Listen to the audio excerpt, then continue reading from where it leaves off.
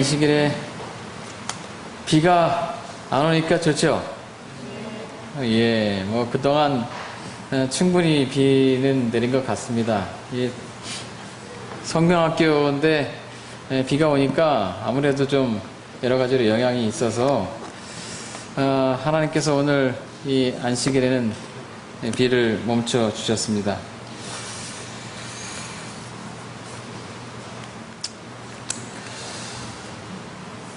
오늘 이 시간에는 이사야 6장에 있는 말씀으로 함께 은혜를 나누시겠는데요. 이사야 6장 1절부터 13절까지 있는 말씀을 함께 읽도록 하겠습니다. 이사야 6장 1절로 13절입니다. 눈으로 따라 읽으시고요. 제가 읽어드리도록 하겠습니다. 우시야 왕이 죽던 해에 내가 본즉 주께서 높이 들린 보좌에 앉으셨는데 그의 옷자락은 성전에 가득하였고 스랍들이 모시고 섰는데 각기 6 날개가 있어 둘로는 자기 얼굴을 가리었고 그 둘로는 자기 발을 가리었고 그 둘로는 날며 서로 불러 이르되 거룩하다 거룩하다 거룩하다 만군의 여호와여 그의 영광이 온 땅에 충만하도다 하더라. 이같이 화답하는 자의 소리로 말미암아 문지방의 터가 요동하며 성전의 연기가 충만한지라. 그때에 내가 말하되 화로다 나여 망하게 되었도다. 나는 입술이 부정한 사람이요 나는 입술이 부정한 백성 중에 거주하면서 만군의 여호와이신 왕을 배웠음이로다 하였더라. 그때 그 스랍 중에 하나가 부젓가락으로 제단에서 집은 바 핀숯을 손에 가지고 내게로 날아와서 그것을 내 입술에 대며 이르되 보라 이것이 내 입에 닿았으니 내 악이 제하여졌고 내 죄가 사하여졌느니라 하더라.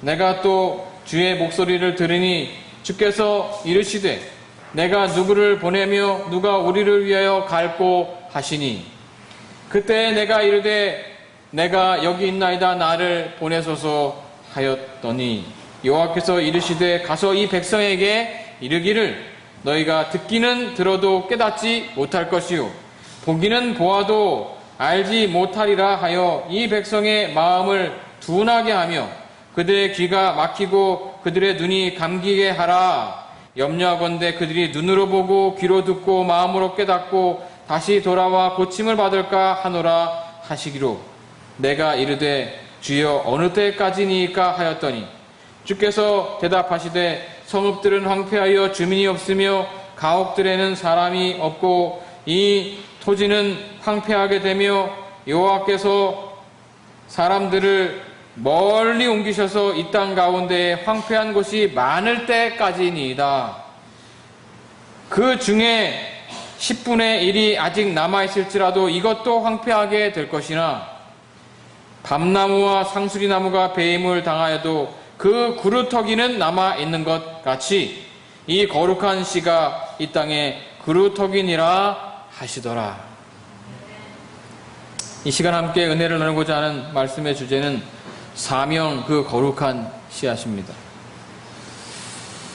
우시야 왕의 죽던 해 때는 바야흐로 BC 740년경 아수르의 강세 속에서도 굳건히 하나님을 의지하면서 하나님의 백성들을 통치하던 유다 왕 우시야가 서거하던 해 이사야는 그 해에 하나님의 영광을 봅니다. 역대하 26장을 보면 우시야의 이 시작과 끝을 기록하고 있는데 그는 16세의 어린 나이에 왕위에 올랐어도 유다 역사에 손꼽는 왕 중에 한 명으로 치세했습니다. 우시야는 솔로몬이 죽은 후로 어느 다른 통치자가 다스리던 때보다 나라를 부강하게 한 왕이었습니다. 하늘의 축복을 받아서 전에 잃어버렸었던 영토들을 다 회복하고 이 도시들을 재건하고 방비를 붙게 해서 국가의 위상이 높아졌어요. 이 무역이 다시 활발해져서 열국의 부가 예루살렘으로 흘러 들어왔습니다. 거의 다윗과 솔로몬의 시대에 누리던 그러한 풍족함과 부강함이 이 우시야 왕 시대에 회복된 것이죠. 역대하 26장 15절의 말씀은 이렇게 평가합니다. 같이 읽습니다. 그의 이름이 시작. 그의 이름이 멀리 퍼짐은 기이한 도심을 얻어 강성하여 짐이었더라. 이 우시야 왕은 근래 보기 드문 영적인 왕이었어요. 하나님께서 그와 함께 하셨고 나라가 부강하여서 이 당시 최강 나라였던 압수르, 이 아시리아도 쉽게 이 유다 나라를 넘볼 수가 없었습니다. 정말 괜찮은 왕이었어요. 그러나 이 16절부터 보면 불행하게도 그가 달라졌습니다. 16절에 가면 이렇게 평가하죠. 그가 강성하여짐에 그의 마음이 교만하여 악을 행하여 그의 하나님 여호와께 범죄하되 곧 여호와의 성전에 들어가서 향단에 분향하려 한지라. 이 우시야 왕이 너무 높아졌어요. 제사장이 눈에 들어오지 않아요. 제사장들이 하는 것이 별로 마음에 안 들고 차라리 자기가 하는 것이 낫다고 생각하는 것입니다. 어떤 일을 다른 사람에게 맡기지 못하는 사람이 있습니다. 꼭 내가 주관해야 돼요. 내가 이 사람 저 사람에게 시켜야 하고 중요한 일은 내 손으로 해야 직성이 풀리는 것입니다. 하나님께서는 엄연히 이 왕의 직분과 제사장의 직분을 나누셨는데 우시야는 하나님의 말씀을 무시했어요.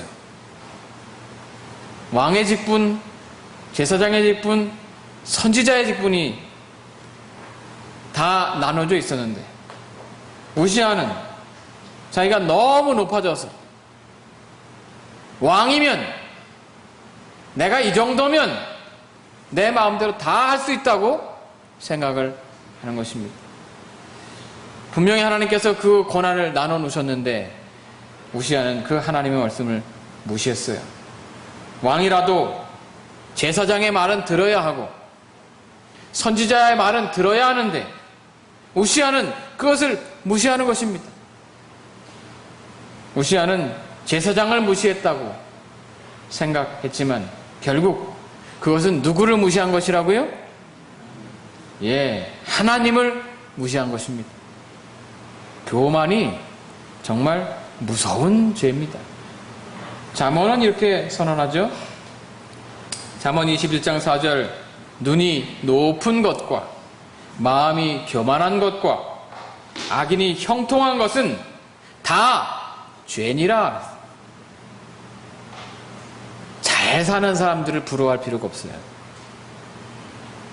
그들의 마음이 악하고 하나님께 속해 있지 않으면 그 모든 것들은 뭐라고요? 죄라고. 우리의 눈이 높아지는 것, 우리의 마음이 교만해지는 것, 그것은 다 죄예요. 제사장 아사랴가 이 80명의 제사장들을 데리고 혼자 오기는 이 왕을 말리기가 너무 어려울 것 같으니까 몇 명을 대동했어요? 80명이나 되는 제사장들을 다 대동하고 이 직접 분향하러 성전에 들어간 이 우시야에게 말합니다. 왕이시여, 이것은 당신의 권한이 아닙니다. 하나님께서는 이 성소 봉사의 권한을 오직 아론의 자손들에게만 허락하셨습니다. 이 레위인들 가운데에서도 이 성전에 들어와서 이 봉사를 할 수 있는 사람들은 딱 정해져 있어요. 그러니 왕이시여, 지금이라도 성소에서 나가십시오. 그런데 그 말을 듣고 이 우시아가 미안하다. 내가 너무 주제넘었구나. 그랬습니까? 이 분향할 향로를 손에 든 상태에서 화를 버럭 냈어요. 네가 감히 누구한테? 그 결과로 우시아는 죽을 때까지 문둥병자로 살게 됐고 왕권도 자기 아들 요담에게 넘겨주게 되죠. 요즘 말로 뒷방 늙은이가 돼서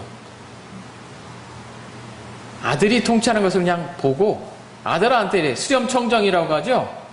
에? 어떤 의미에서 그렇게 아들이 아버지랑 상의하고 그렇게 해서 실질적인 통치권이 사실은 아들에게 넘어갔습니다.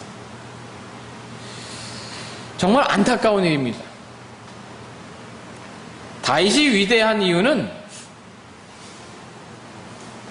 무엇 때문이었어요? 겸손했다는 것입니다. 그는 자신의 잘못이 지적받는 그 즉시 자신의 잘못을 순순히 인정하고 하나님께 회개했어요. 하나님께서 이 사람을 통해서 나에게 이렇게 말씀하시는구나를 깨닫는 즉시 그는 그렇게 자신의 잘못을 인정하고 하나님께 나아가는 것입니다. 하나님은 이렇게 자신의 잘못을 인정하고 겸손하게 하나님께 엎드리는 사람을 원하신다고 하는 사실을 기억하시기 바랍니다.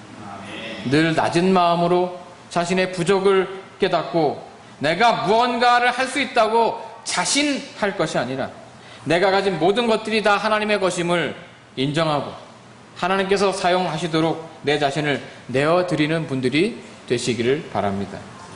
이 당시 이 이사야는 청년이었지만 이 왕족이었기 때문에 우시아에게 벌어진 그 모든 일들을 알고 있었어요. 사실 이사야가 부름을 받던 당시에 하나님의 백성들에게는 아주 특별한 위험이 따르고 있었습니다. 비록 우시아가 외적으로는 이 나라를 부강하게 만든 왕이었지만 사실 영적으로는 그 나라가 부흥하지 못하고 있었어요.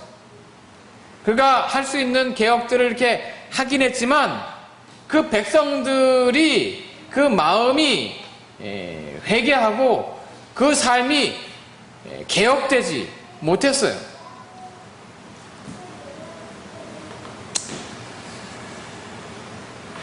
그래서 결과적으로 교만하게 되었죠. 겉으로는 잘 살고 힘이 있고 하면 뭘 합니까? 결국 영적인 변화가 없으면 그 모든 복이 뭐가 되어버린다? 화가 되어버린다 하는 것을 우리는 이 성경의 역사 속에서 너무도 많이 보는 것입니다. 여하튼 그래도 이 우시아 왕이 통치하고 있을 때에는 그 나라라도 안정이 되었기 때문에 희망이 있었는데 우시아 왕이 죽고 요담이 그 통치를 이어받으면서 이 돌아가는 주변 정세가 심상치 않았어요. 이사야는 북방 이스라엘이 아수르와 손을 잡고 자기 나라를 침범하는 것을 목격해야 했습니다.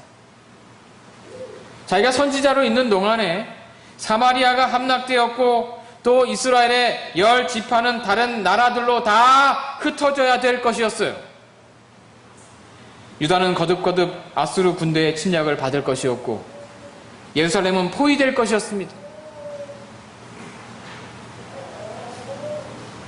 만일 하나님께서 기적적으로 중재하시지 않으셨다면 예루살렘은 함락되었을 것이었어요. 이사야 자신이 선지자로 부름을 받았을 때에 선지자로 있는 동안에 그 나라가 부흥하고 영적으로 훨씬 더 백성들이 성장했으면 좋겠는데 자신이 선지자로 있는 동안에 계속해서 내리막으로 가야 되는 상황을 경험해야 하는 그런 선지자였던 것입니다.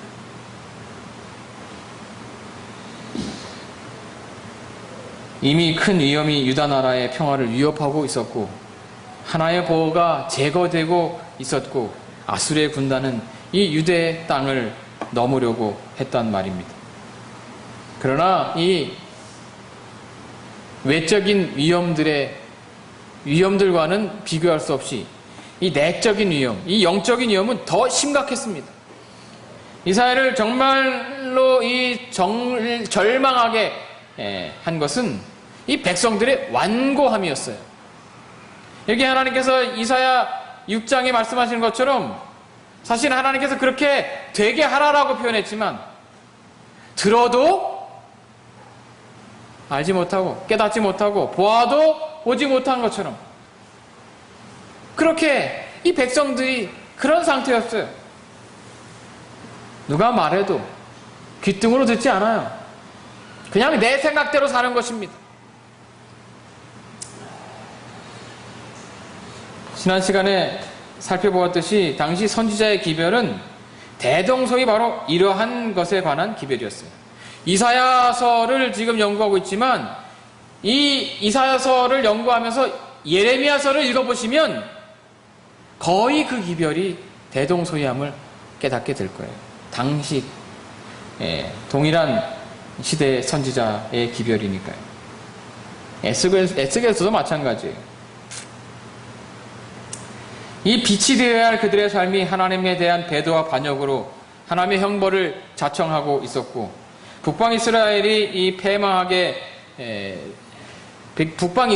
패망하게 만든 그 많은 죄악들로 인해서 이 유다 나라도 신속하게 부패하고 있었습니다. 우상 숭배는 별로 놀랄 만한 일도 아니에요. 지난 시간에 말씀드린 대로 사람들은 이익을 얻으려고 하는 욕망으로 집을 더 짓고 더 좋은 집을 짓고 땅을 더 늘리면서도 가난한 사람들을 돌아보지 않았어요. 남들은 어떻게 되든지 어떻게 살든지 상관없이 그저 내 돈 가지고 내가 쓰는데 누가 뭐라고 하냐는 그런 식으로 술 취하고 향락에 빠져서 흥청망청 오늘을 즐기자는 것이 그들의 삶이었습니다. 사실 그 모든 것들이 하나님의 것인데 말이죠.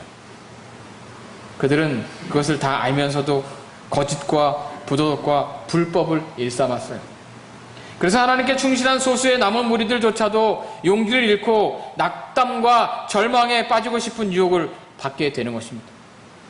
내가 정말 신실하게 사는데 다른 하나님을 믿지 않는 사람들보다 내 삶을 보면 풍족하지도 않고 맨날 힘들고 이게 뭔가? 그런 상대적인 박탈감에 빠지게 되는 것입니다. 악이 성행하고 하나님을 믿지 않는 사람들이 더 잘 사는 것 같은 세상에서 도무지 하나님께서 무엇을 하고 계시는지 의구심마저 드는 것입니다. 이런 상태에 놓여있던 우시아의 이 통치의 마지막 해, 유다에게 하나님의 경고와 책망의 기별을 전하도록 하나님께서 누구를 부르고 계셔요?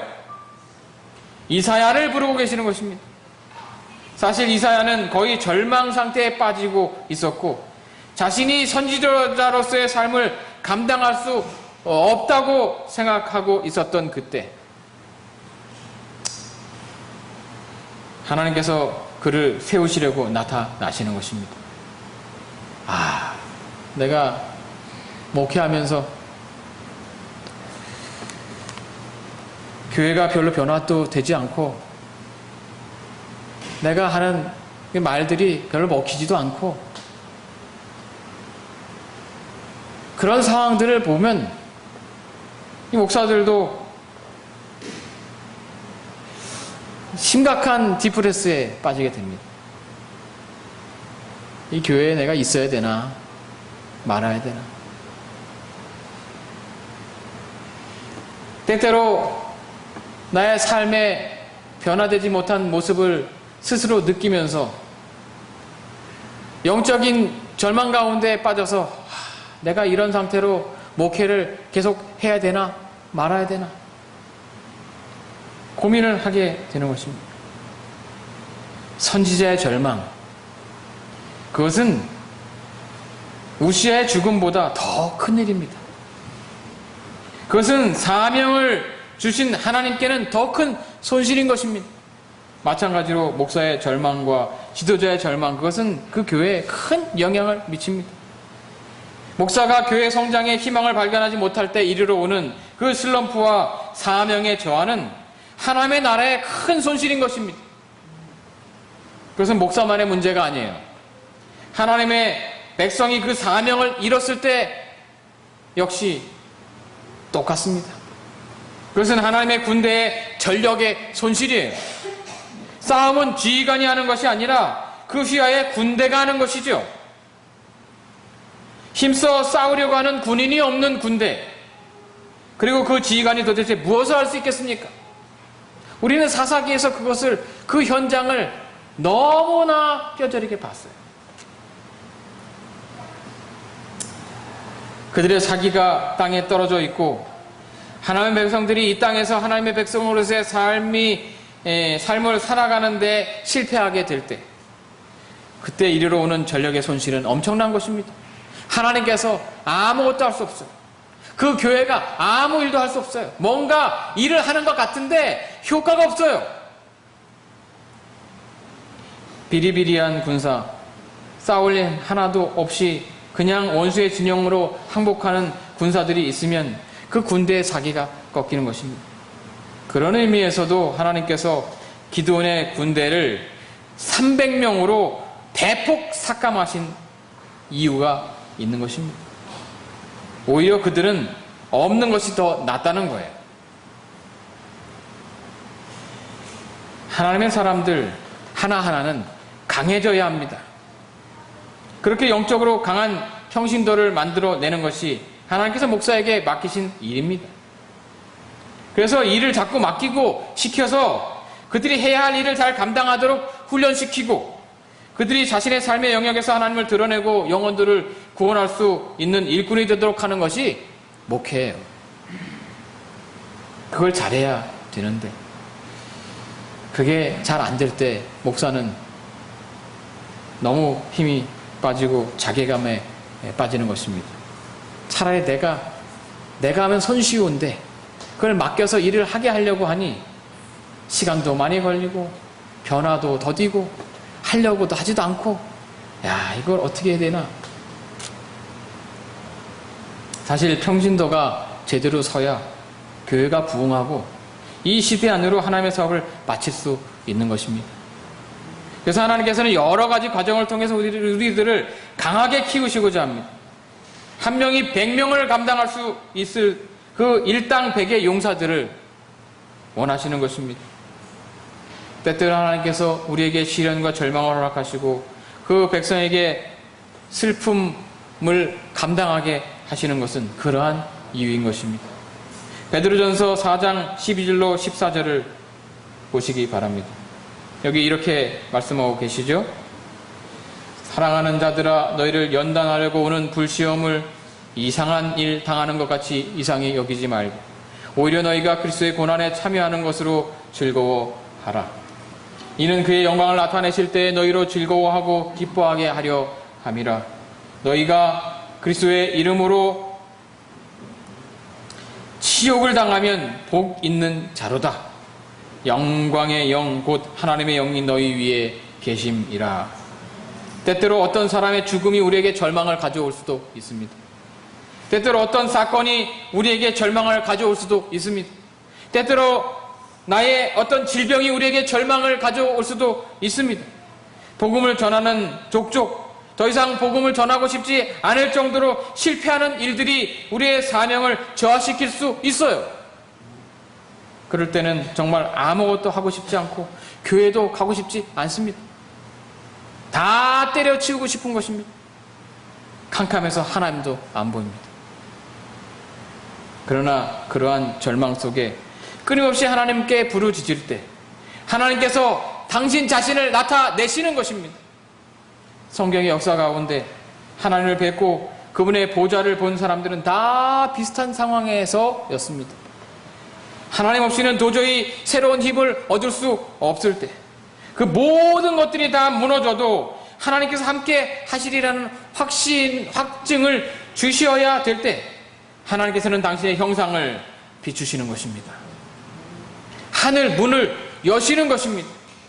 모세도 그랬고 이사야도 그랬고 에스겔도 그랬고 스데반도 그랬고 요한도 그랬습니다. 가장 위험하고 극한 순간에 하나님께서는 당신의 모습을 보여주십니다. 신앙적으로 갈등하면서 그래도 하나님을 믿는 믿음으로 하나님을 바라볼 때 하나님께서는 당신의 영광을 보여주시는 것입니다. 하나님의 영광을 보고 싶으십니까? 그러면 무슨 일이 있어도 하나님을 믿는 믿음을 잃지 마시기 바랍니다. 여러분들의 신앙의 발걸음을 멈추지 마시기 바랍니다. 혹 절망 가운데 빠져도 그 속에서 하나님 보기를 열망하시기 바랍니다. 이사야, 그는 선지자였습니다.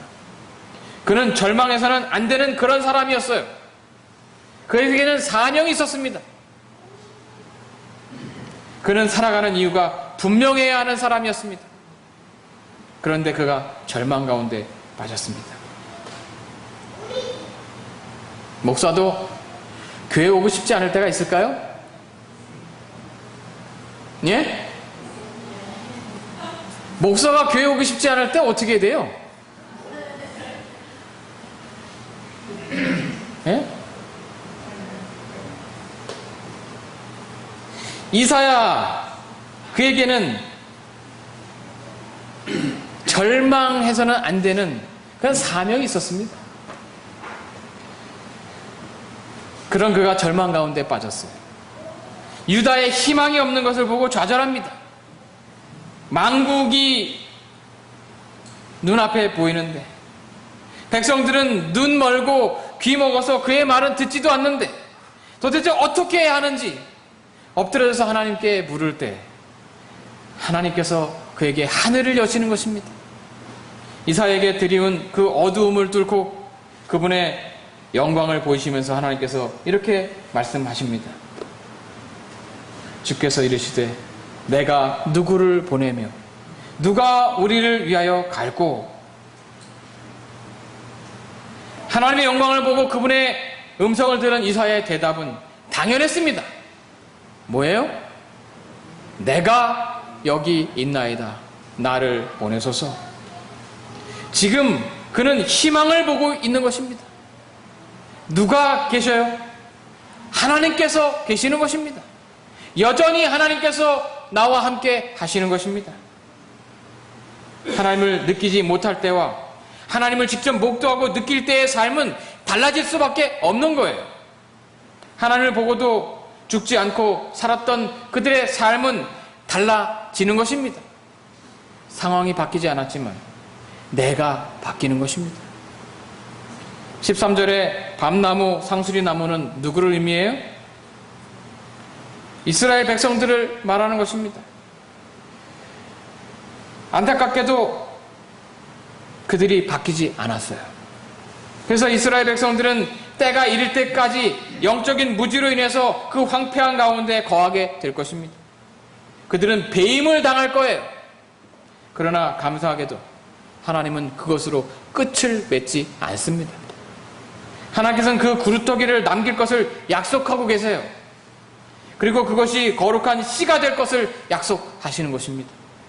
우리가 아는 대로 이 거룩한 씨는 메시아와 그분의 사명을 의미하죠. 하나님께서는 이 남은 무리를 통해서 당신의 아들을 이 땅에 보내실 것이고 그 아들을 통해서 만국을 소성시키실 것입니다.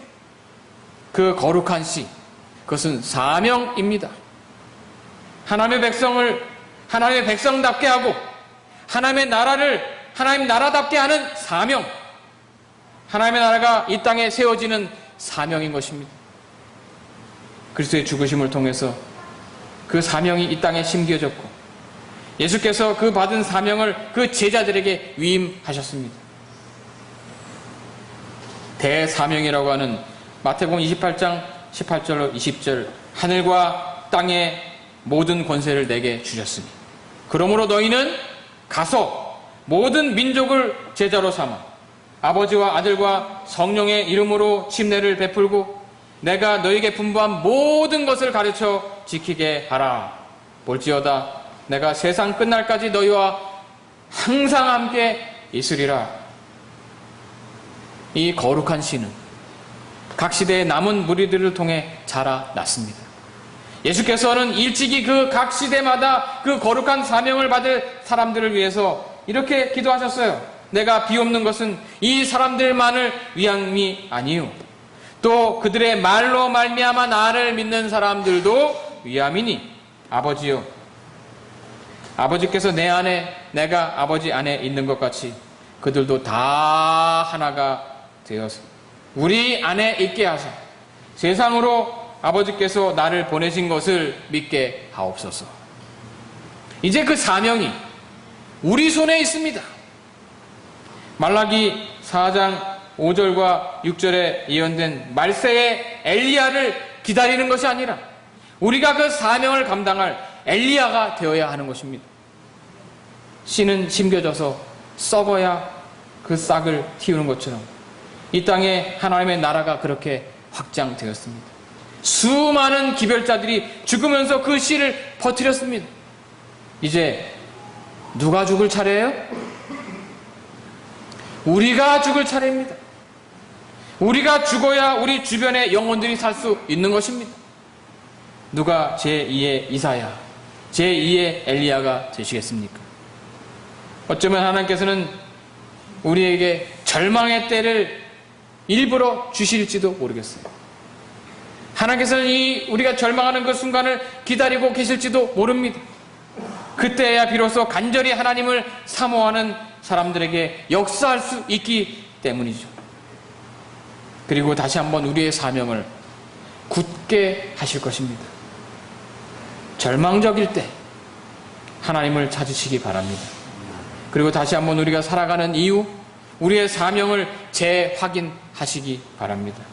그래서 우리에게 주신 기별을 우리의 생활 일선에서 증거하고 그리스도의 사랑을 나타내고 끊임없이 순교하는 경험을 목숨을 걸고 하나님께 충성하는 믿음의 백성들이 되시기를 바라면서 말씀을 마치겠습니다.